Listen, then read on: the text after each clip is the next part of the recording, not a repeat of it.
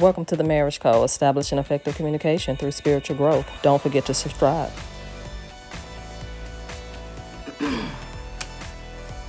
Testing 1, 2. Testing 1, 2. G. Riley. The relationship held stale. Don't you know ain't nobody greater from beginning to end? So we're just waiting on somebody to come on. Will there be one? Be back in church, y'all. Will there be one? Will there be one? Will there be one? Will there be one more? We just need one more. One more to start love and relationships. Love and conversation. Love and conversations. Okay. Uh-oh, we have 3. That's all we need. All right, well, all right. Okay, listen, my name is Gerald Riley from the Marriage Company, establishing effective communication through spiritual growth. And tonight's episode, We don't have no episode tonight. We just gonna be talking about love. Okay, we're going to be talking about love and conversation. That's right. And the first thing I want you to know about love is love, everybody love is different. Wait a minute. I thought that before we got on, you said we were going to be talking about sex. That's why we got on so late. Anyway, okay. Go ahead. But we're going to keep it PG-13. So getting back to love and conversation. Everyone's love is different. Love for Tasha and I is different for love for maybe whoever else is on there. Love is like a fingerprint. Everybody love is different. Everybody know about the book, Five Love Languages of Love. And that's so true because everybody love language is different. When I first met Tasha didn't need me. She did not need me, but she was what I needed. And when Tasha met me, Tasha didn't need me, but I was what she needed. I'm going to say that again. When I first met Tasha, Tasha didn't need me. She was already whole and complete. She was already a homeowner. She was already a business owner. She was already secure in her career. She was already a woman of God. Tasha didn't need me when I met her, but she was what I needed. And it was the same thing for Tasha when she met me. I like to refer to our love when we first met. We were like bookends. And if you read books, bookends are identical in every sense, except one is at one end of the bookshelf and the other one is at the other end of the bookshelf. And so we were identical in what we had in the natural. And then bookends hold books. Bookends hold information. It holds information. And so we get to choose and we get to make the information in between the two bookends. That's our choice. We get to prove and we get to do that. We get to be our own books in our bookend. And I love the fact that my wife wanted to talk about love and she wanted to talk about conversation tonight because it's 15 years in, ladies and gentlemen. We're 15 years into our marriage, and she still can't keep her hands off of me. At 15 years, she still can't keep her hands off of me. But that's so true. I like to think I love is special. I was talking to a young man tonight. He's getting married Saturday, I believe, and he asked me. He said, well, Mr. Riley, what's the secret to a happy marriage? And if you're listening out there, there's no secret to no darn happy marriage. It's impossible for it to be a secret. But there are some things that you can do to help ensure that you have a good marriage. And the first thing that I told him is submit to God first. Submit to God even before you submit to your wife. That way you will know that even when you two are maybe not on the best grounds, you know you're right with God. And as long as you're right with God, baby, you got a shot. So that's all that matters. And the second thing that I told him is, in every marriage, you're going to have a choice. Do you want to be right or do you want to have peace? I'm going to say that again. Do you want to be right or do you want to have peace? God created man to be a bearer. Men, that's why men are physically stronger than women, because we can carry the load. And I tell a lot of men in their marriage, there are going to be often times when your wife is going to be dead wrong with something that she said or something that she did. She's going to be dead wrong. Not really. But I asked them, do you want to be right in your house or do you want to have peace? Because it's a difference now, being right and having peace. And I tell Tasha every day, I choose peace from day one. I choose peace. Especially when you know that the woman that you marry, the woman that or man that you're in a relationship with is worth choosing peace. Because sometimes, we can be in a relationship and the people aren't really worth our peace. But I'm gonna let Tasha expound on a little bit on love and conversation, because I took over last time, so I'm gonna let that go. He just wanted to stop before he get himself in But trouble. I'm gonna hand the mic to my beautiful trophy wife, my baby back rib, Tasha. You can talk a little bit about love, maybe our love, or just love, period. I just want to, of course, we kind of like freestyling tonight with the conversation.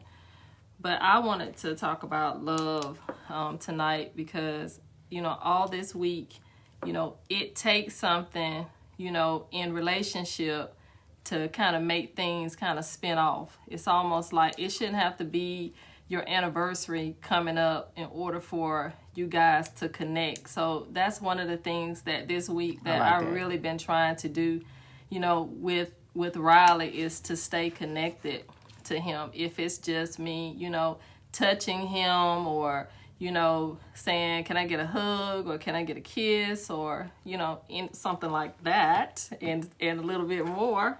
But my mom and dad probably watching, so I'm not going to get into all the deep stuff. But I'll just stay connected. And so, even in our relationship, our personal... Well, how do you stay connected? How do we stay connected? First of all, every morning you get up and you say, good morning, beautiful. And that gives me a sign that if you don't say good morning, beautiful, that it might be something wrong, might be something, going on with you, something on your mind, something I could have did, so that's like a routine. But we start off our morning with actually speaking to one another, which is so important. I don't know how many people positive affirmations that I know that get up in the morning and they don't even speak to each other. Mm-hmm. And so you speaking to me in the morning, it's like it's starting my day in a positive way. And it makes me happy knowing that, when you say good morning, beautiful, I'm just waking up in the morning and I ain't wake up like this. So it makes me feel good about how you feel about me. So throughout the day, we're communicating. If we're not communicating in person, we're communicating by text message. So do you think communication is important concerning love and conversation? Yes. Why is communication important? Communication is important because without the communication, it's like you're not saying nothing. You're not doing. But I could be communicating with one of my single friends concerning our relationship. That ain't helping. I'm not going to say that it's not going to help us, but first you need to communicate with me before you communicate with one of your single friends. So it needs to be effective communication. Effective communication. Not just communicating. No, it's different ways to communicate. Okay, what are some of the ways that you communicate with me? You tell me, Riley. Well, I know. But we get into it. I know that. I know for a fact that late at night, when my wife want to be friendly, she'll start rubbing my leg like a cricket, and so I know that's effective communication. So I already know that. Oh my God. That Miss Riley want me to lay the Holy Ghost hands on her when she rubbed my leg late at night. Well, I just seen someone and I missed the name. They said stay on one accord. Yeah, stay on one accord. My wife, I can also tell when we're communicating effectively, because we're so in tune with one another, when the communication is right, I don't have to ask for certain things. Like, for instance, my wife knows that I love a good T-bone steak. And I probably steak once a month. And so when the communication is really on, it's like a steak will show up in the refrigerator. Just out of the blue, a steak will show up in the refrigerator. So I know once I see that T-bone steak, man, it's going to be a great day. But communication is like anything else. It's like lifting weights. Communication is something that you have to practice day in and day out. It has to be a routine. Communication is a muscle, just like a muscle in a natural. You have to exercise your communication every day. Every single day, men, you have to exercise your communication, especially because women are so much more emotional than men. And so women need to be assured more than men when it comes to effective communication. Because a lot of times when, and I'm just speaking for me, and we're talking about love, but I know a lot of times, you know, if my wife asking me the wrong questions, or she bugging, or she complaining about something, I shut it down. I don't want to communicate no more. I just shut it down. And she has like, everything all right? And I say, yeah, because I just don't want to hear it no more. And so I shut it down.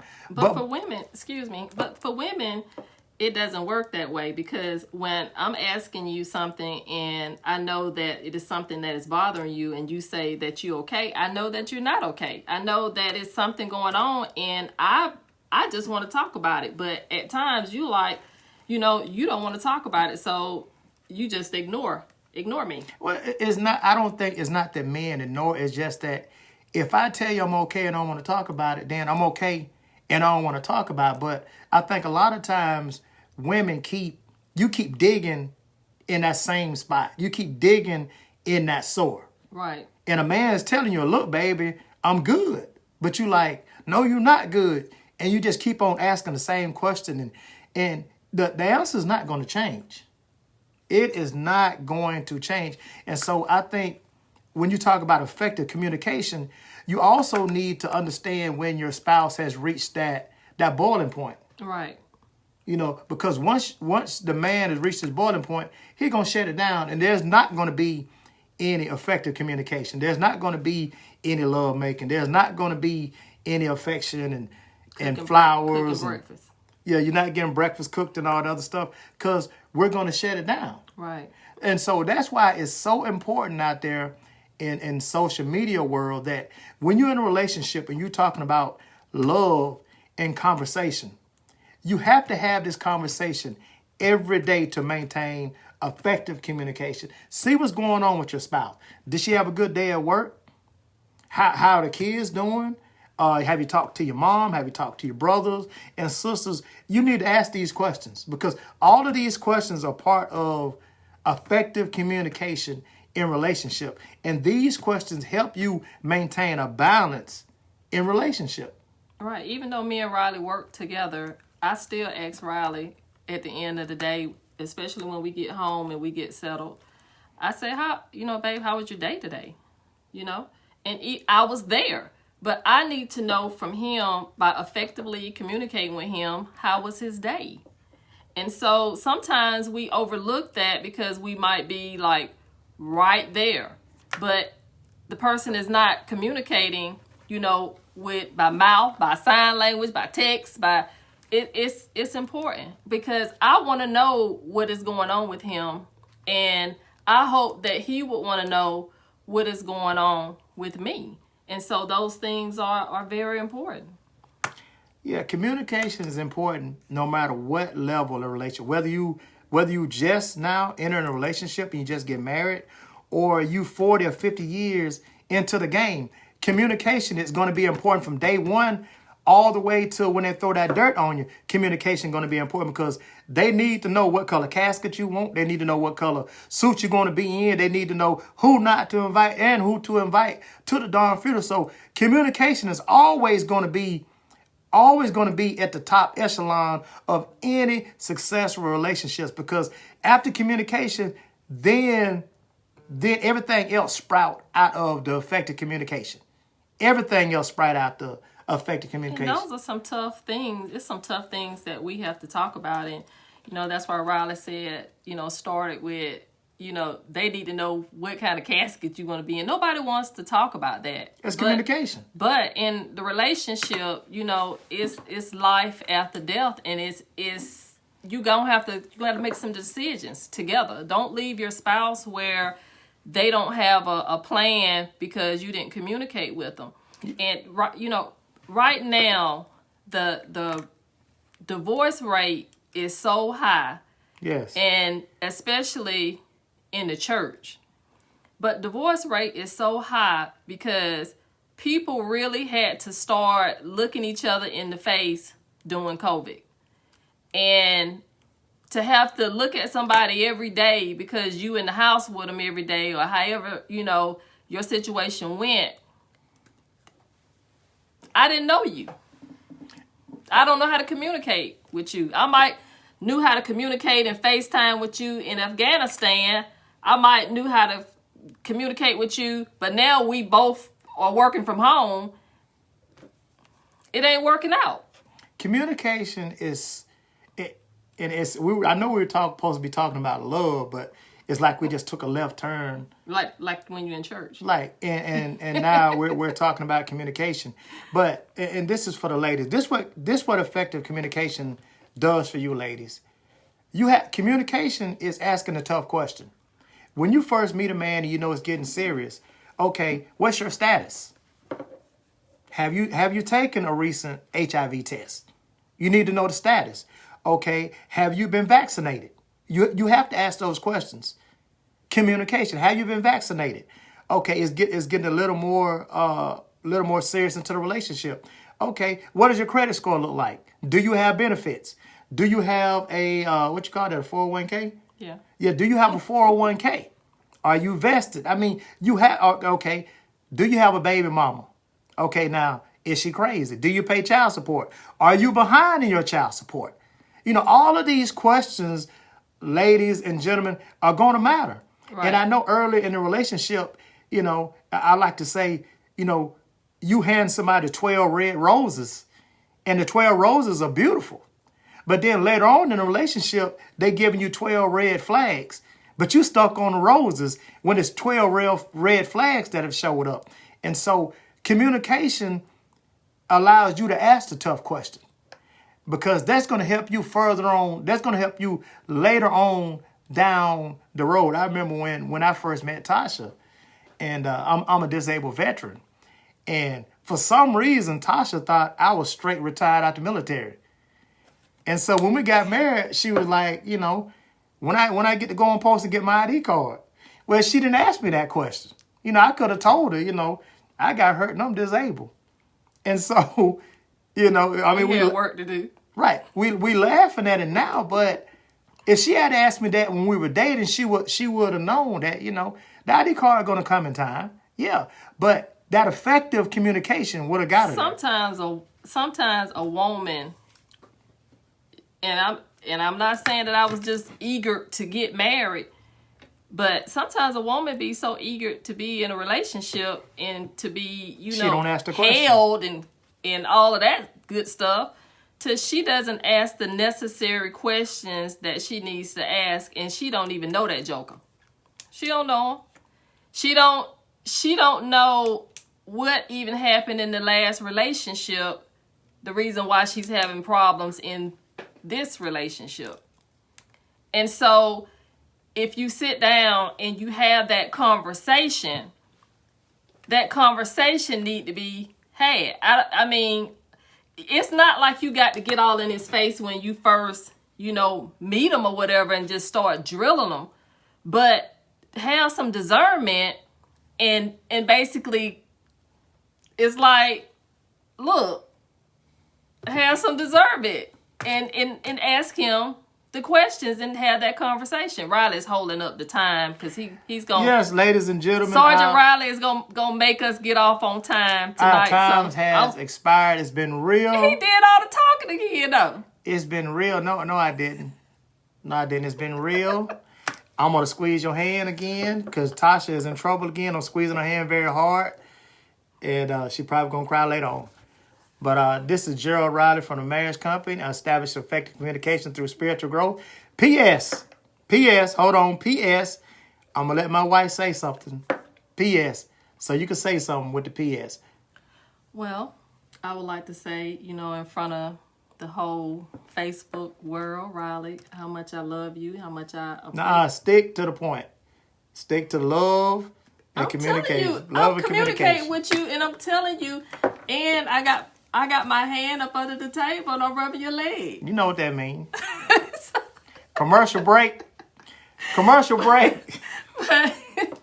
But I'm actually just, I'm communicating with you. Okay. Riley, how was your day today? I had a good day today. I worked in my yard. I bought some flowers. I bought some rocks. And I watered my grass. And I had a good day. Okay. So that's a part of what I ask you every day about how was your day, because I want to know what's going on with you. I want you to have a good day. And if you had a bad day, then I want to know what I can do to make your day better. Okay. I don't want you to have to lay your head down on a pillow and have a bad day, even though I know some days are not fixable. But what I can do is I can love on you. I can encourage you. I can ask you, do you need me to rub your feet? Do you need me to rub your back? Do you need me to give you some? What do you need me to do, sir? Give me some what? Some cookies. Some cookies? Y'all, this is the Marriage Code. Establishing effective communication. Cookies? Spiritual growth. I don't want no cookies. Man, come on, let's wrap this up. I want some pie. I want some pie. I don't want no cookies. Y'all, it's like this. This is the Marriage Company. Establishing effective communication through spiritual growth. Peace. Let me rub on your leg. Peace.